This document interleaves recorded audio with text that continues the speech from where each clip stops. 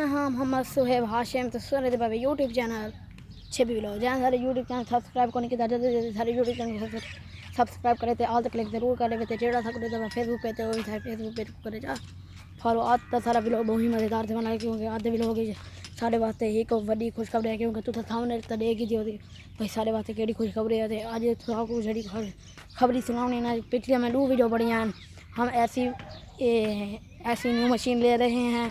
और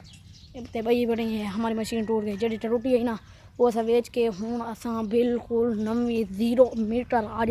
मशीन गिना है 2 दफ़ा गिना है एक पहले गिना है ना वो थोड़ी ख़राब निकली है बोला वो चेंज करवाना है तो हूँ जी निकली खड़ी है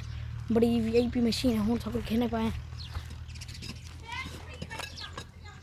एक खड़ी हुई नवी लुक मशीन इधर देखो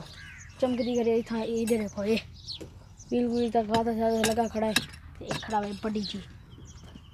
ओ ते हूँ सारी खुशखबरी तो सुन सर मैं जल्दी बता व्लॉग थोड़ा जहाँ छोटा बना है तो आज सर मैं जल्दी बताता मैं आके जल्दी व्लॉग बना के ना क्योंकि आज कल मैं 2 दिन व्लॉग को नहीं बनाया तो आज मैं बड़ा मैं आके जल्दी फिर आज सारे ना बता कहाँ वास्ते तो जहाँ सारे यूट्यूब चैनल सब्सक्राइब कर जल्दी सारे यूट्यूब चैनल सब्सक्राइब करे तो जो फेसबुक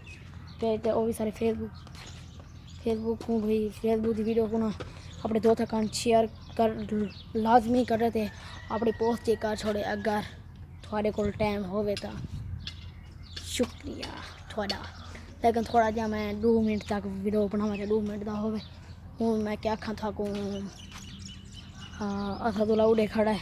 क्योंकि पहले मैं व्लॉग बनाया ना बाय मोबाइल तो वो ना मेरे ई मोबाइल च आंदा नहीं ये जो मेरा मोबाइल है ना इनकी स्टोरेज बहुत ही कम है इनकी एक 8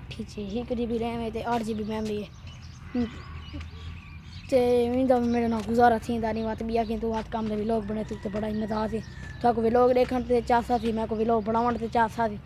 बस जल्दी ही बस जेड़े मशहूर थी तो बात अपना मोबाइल घिन तो